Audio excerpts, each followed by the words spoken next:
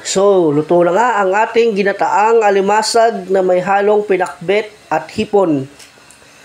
Tuturo ko sa inyo kung paano nga ba ito gawin ng napakasarap. So, tara! Ito nga ang una nating gagawin.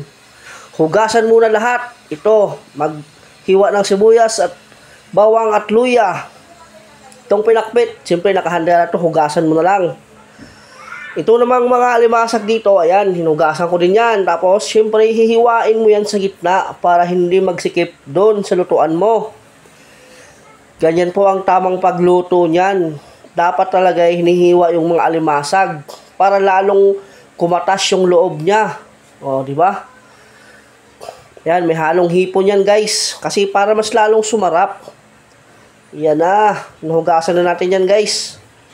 Yan lang yung mga sangkap dyan. Tsaka itong Coco Mama gata.